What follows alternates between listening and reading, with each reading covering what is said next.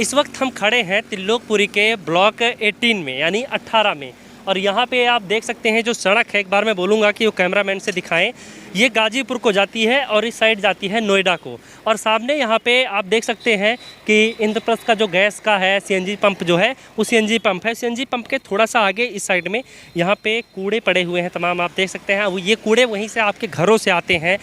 आप जिन कूड़ों को फेंकते हैं और उनमें सारी चीज़ें आप एक साथ ही, हालांकि सरकार भी कहती है कि जो कूड़े सूखे हैं वो अलग रखिए और जो गीले कूड़े हैं वो अलग रखिए, और अगर आप मिक्स करते हैं तो उसका नतीजा आप देख सकते हैं कि यहाँ पे जो लोग हैं इनको कितनी तकलीफ़ों से होकर गुजरना पड़ता है। ये जो साफ़ सफाई काम करते हैं, हमारे समाज को जो स्वच्छ बनाने का काम करते हैं, वो यही लोग हैं जिनको कोई नहीं देखता है। तो हम इन लोगों से बातचीत करेंगे और जानने की कोशिश करेंगे कि इन्हें कितनी दिक्कतें आती हैं। मैं कैमरामैन से बोलूँगा कि एक बार वो तस्वीरें दिखाएं कि किस तरह से कूड़े का काम ये लोग कर रहे हैं और इन्हें कितनी दिक्कतें आ रही हैं। तो यहाँ पे एक भैया है हमारे साथ, इनसे हम बातचीत करेंगे। क्या नाम है भैया आपका? आजिदुल। अच्छा, एक बात बताओ, आप लोग ये करते हो तो इसकी वजह क्या, आप इसमें क्या निकालते हो? इसमें छाटा बेटा करके 100-150 रुपया हमारा खर्चा के लिए खर्चा होता है। डाल देते हैं कूड़े में, कांच वगैरह भी हो सकता है, लोहे के कील वगैरह, शीशा वगैरह डाल देती है, मगर हम लोग पहले इन लोग को बोल देता हूँ को बोले शीशा तुम पिन्नी में अलग करके रख दियो। कांच पर से हमारा जैसे कूड़ा डाल देता हूँ, हाथ में लग सकते हैं, इनको अलग करके दे दियो। अच्छा, यहाँ पे और कहाँ कहाँ से कूड़ा आता है, किस किस जगहों से? अशोक नगर की, तिलकपुरी की, मेट्रो की आते हैं, तिलकपुरी की कूड़ा भी आता है, हर जगह की कूड़ा आता है। अच्छा, तो एक बात और बताओ आप कि यहाँ पे आप कूड़े में काम करते हैं यहाँ पे, तो ये जो सारी चीज़ें हैं जो आपके काम की नहीं हैं वो निकाल के आप साइड में रख देते हैं, तो बाकी जो चीज़ें हैं आप ये निकालते हैं, तो आप ये लेकर जाते हैं जहाँ कहीं बेचते हैं, तो ये जो इतनी बदबू आ रही है ऐसे ही ले लेते हैं? हाँ, ऐसे लेते हैं।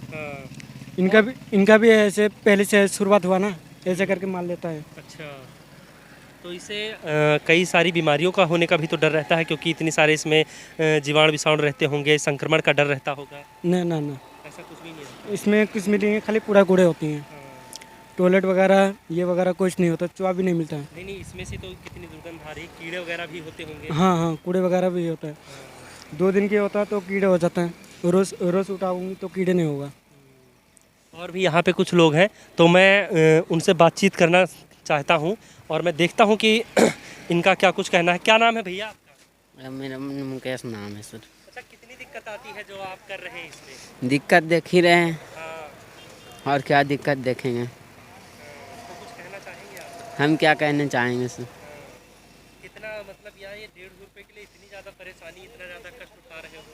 क्या करेंगे, गरीब बंदे हैं तो कष्ट तो उठाना ही पड़ेगा, किसी तरह तो कमाना खाना ही पड़ेगा, भूखे तो नहीं मरेंगे। तो ये आप लोग मतलब जैसे किसी की अगुवाई में ये कर रहे हैं, कोई आप लोगों का मुखिया है या फिर ऐसे ही कोई भी? नहीं, मुखिया कोई नहीं, ऐसा ही कर रहे हैं। अच्छा, एक भैया और हैं यहाँ पे हमारे साथ, इनसे भी हम बातचीत करते हैं और जानने की कोशिश करते हैं कि क्योंकि यहाँ पे जितने भी लोग हैं ये यहाँ पे किस लिए आए हैं। आपका क्या नाम है भैया? हमारा नाम जगदीश है भाई। अच्छा, आप यहाँ पे किस लिए, आप इन सब की अगुवाई जो है आप ही कर रहे हैं? नहीं, अगुवाई नहीं कर रहे हैं सर, जो अपना अपना काम करते हैं और मेहनत मजदूरी कर रहे हैं अपने, और कूड़ा उतार के ला के छांट रहे हैं सर। अच्छा, इनका कूड़ा बिकता है, माल उल प्लास्टिक। हाँ। तो आप इन सबको कैसे जानते हैं? हम इनसे थोड़ा सा माल खरीदते हैं, रोटी खरीदते हैं, इसलिए जानते हैं। ये खड़े पड़े हैं हम ये। अच्छा, तो आप ये बताइए कि जैसे इनसे जब आप माल खरीदते हैं उसके बाद आगे का प्रोसेस क्या होता है? आगे डेयरी फार्म में जाता है भैंस के लिए, और जो फैक्ट्री में जाता है प्लास्टिक लोहा लंकड़ जो सब माल बिकता है। यानी कि जो ये सड़ी गली हाँ, चीजें हैं सारे ये माल सब डेयरी में जाता है? नहीं, ये डेयरी में नहीं जाएगा सर, ये तो माल बिकेगा, पन्नी है, कंपनी जाएगी, ये रोटी जाएंगी जो सर। रोटी वगैरह है, एक बार मैं कैमरामैन से बोलूँगी कि वो दिखा दें। देखिए यहाँ पे कितनी चीज़ें, सारी चीज़ें अलग की जाती हैं।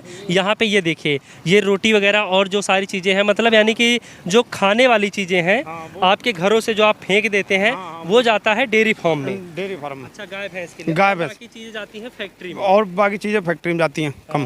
और कुछ बताइए जो चीज़ें आम पब्लिक को ना पता हो सकता है मुझे भी ना पता हो। ना, तांबा पीतल है वो भी निकल जाता है, वो भी सर चला जाता है अपने, वो भी बिकता है। सारी चीज़ जहाँ में बिकने वाली है सर, ऐसी कोई चीज़ नहीं है। मैंने देखा कि आप भी देख रहे हैं, सुरक्षा के लिए इन्होंने कुछ भी नहीं पहन रखा, ना हाथ में ना पाँव में।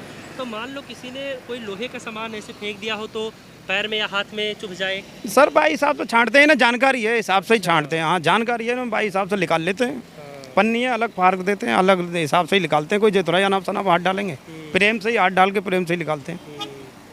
तो यहाँ पे देखा आपने कि सबकी ज़िंदगी इतनी आसान नहीं होती है, सबको आसानी से पैसे नहीं मिलते हैं। अपनी रोजी रोटी चलाने के लिए बड़ी मुश्किलों का सामना करना पड़ता है। जैसा कि आप तस्वीरों में देख ही चुके हैं कि एक दिन का 100 रुपये 150 रुपये कमाने के लिए कितनी मेहनत करनी पड़ रही। हो सकता है 100-150 रुपये आपके लिए कुछ भी ना हो, आप अपने दोस्तों के साथ और यारों के साथ 100-150 रुपये 500 रुपये यूँ ही पार्टी में उड़ा देते हों। फिलहाल आपका इन सब लोगों के कामकाज पर और इस स्टोरी पर क्या कुछ कहना हमें कमेंट बॉक्स में ज़रूर बताएं। कैमरा पर्सन आकार के साथ आदर्श मोहन, सनराइज न्यूज़, दिल्ली।